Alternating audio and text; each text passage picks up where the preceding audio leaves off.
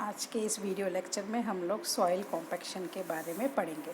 Soil compaction को हिंदी में मृदा कुटाई अथवा सहनन बोलते हैं।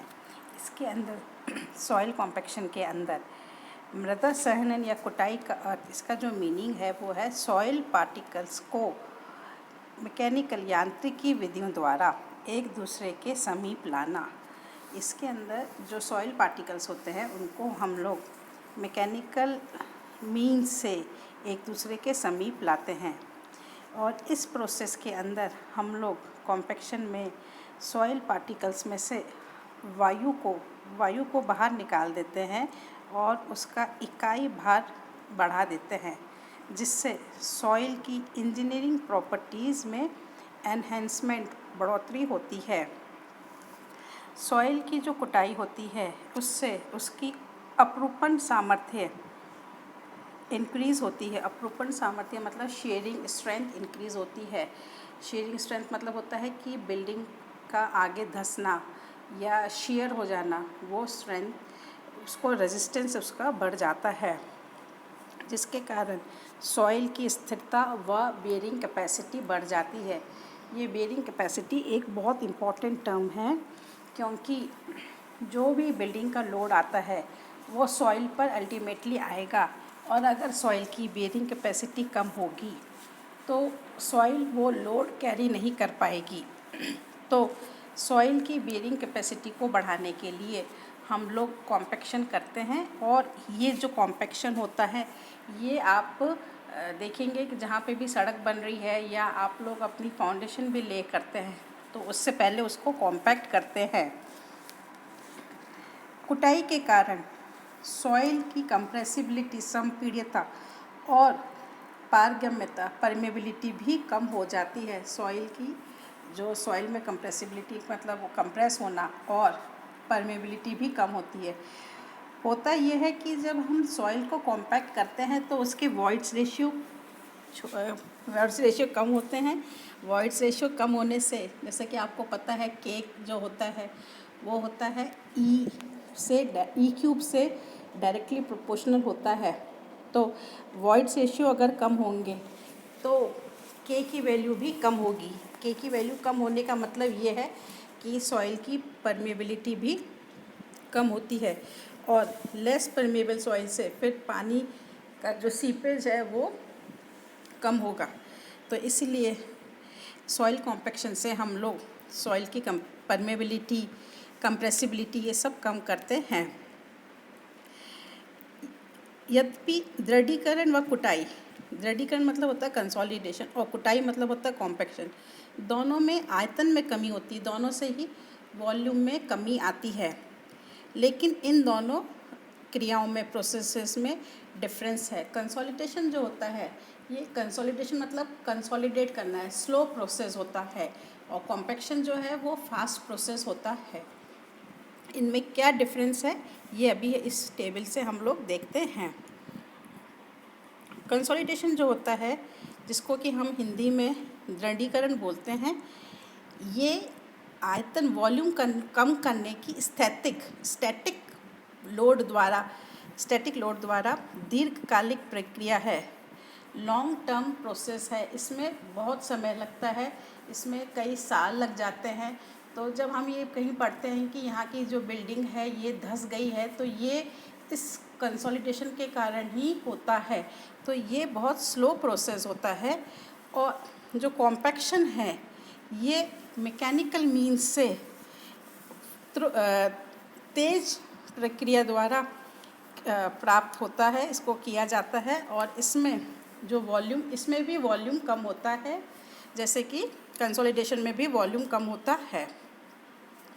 कंसोलिडेशन में जो वॉल्यूम में कमी आती है वो जो वॉइड्स में जो पानी होता है उसके निकलने से आती है, और कॉम्पैक्शन में जो कमी आती है वो होता है एयर के निकलने से आती है। तो कंसोलिडेशन में क्या होता है कि जो सॉइल आप लेते हैं वो सैचुरेटेड सॉइल लेते हैं। एक्चुअली जब हम लोग कोई बिल्डिंग बनाते हैं, हमने उसमें कॉम्पैक्शन किया, तो कॉम्पैक्शन करने से जो उसमें वॉइड्स में हवा होती है और पानी होता है, तो हवा जो है वो आपने निकाल दिया। अब उन वॉइड्स में क्या बचेगा? अब उन वॉइड्स में आपको बचा पानी। तो पानी बचने से जब वॉइड्स में कम्प्लीटली पानी बचा है तो वो सॉइल सैचुरेटेड सॉइल कहलाएगी। और उसमें से जब पोर वाटर को निकाल देते हैं तो उससे उसके आयतन में कमी होती है, उससे उसके वॉल्यूम में कमी आती है। तो ये जो प्रोसेस है ये कहलाता है कंसोलिडेशन। कॉम्पैक्शन में क्या होता है? कॉम्पैक्शन में हम लोग पार्शली सैचुरेटेड सॉइल लेते हैं। पार्शली सैचुरेटेड इसलिए बोलेंगे क्योंकि इसमें हमारी सॉइल में पानी और हवा दोनों रहती है और इसमें से वॉइड्स में से, मृदा रिक्तता से वॉइड्स में से हवा को बाहर निकाल दिया जाता है जिससे कि उसके वॉल्यूम में कमी आती है। यहाँ पे कॉम्पैक्शन में जब हम लोग पानी को निकालते हैं तो उससे इसके वाटर कंटेंट में कोई कमी नहीं होती है। ये इसलिए होता है क्योंकि जो वाटर कंटेंट है, जलांश, ये होता है weight of water upon weight of solids. तो सॉलिड्स तो वही हैं और वाटर भी वही है, सिर्फ जो चीज़ एक्सपेल आउट हो रही है वो है सिर्फ हवा। तो कॉम्पैक्शन में वाटर कंटेंट में कोई कमी नहीं आता है, कंसोलिडेशन में वाटर कंटेंट में कमी आती है। कंसोलिडेशन के प्रोसेस में जो सॉइल है वो नेचुरल स्टेट में फील्ड में रहती है और उसमें वो सॉइल सैचुरेटेड सॉइल मास होता है और उसके ऊपर नेचर के द्वारा नेचुरल स्टेट में किसी बिल्डिंग के निर्माण के कारण उसमें स्टैटिक फोर्सेस प्रेशर लगता है।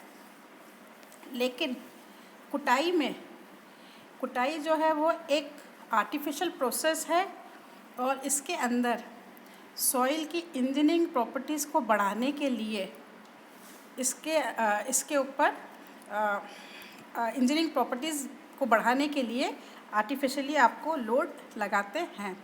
और इंजीनियरिंग प्रॉपर्टीज़ कैसे बढ़ती है? जब सॉइल की कुटाई की जाती है तो इसका इकाई भार बढ़ जाता है, सॉइल का इकाई भार बढ़ जाता है, तो इसके कारण इसकी इंजीनियरिंग प्रॉपर्टीज़ बढ़ जाती है। अब इंजीनियरिंग प्रॉपर्टीज़ में क्या आता है?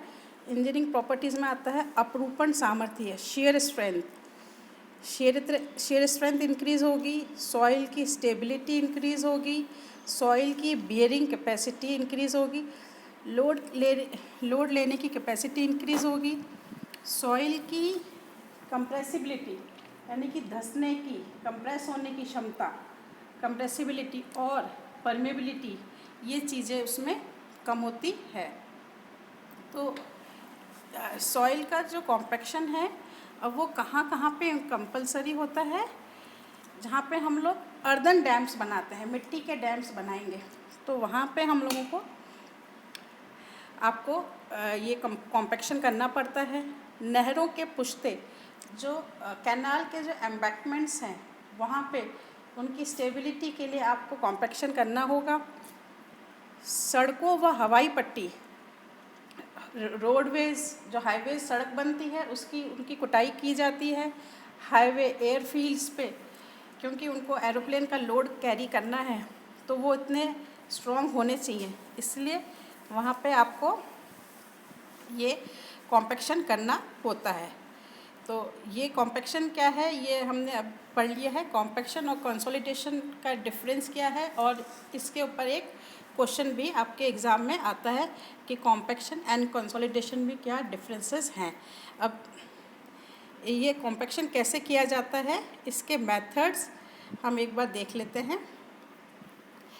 क्षेत्र में जो फील्ड में जो कुटाई की जाती है और जिस वाटर कंटेंट पे करनी है वो ही सैंपल, उसी फील्ड का जो मिट्टी है, मृदा है, उसको लैब में लाया जाता है, कुटाई के लिए उसका सैंपल लाया जाता है।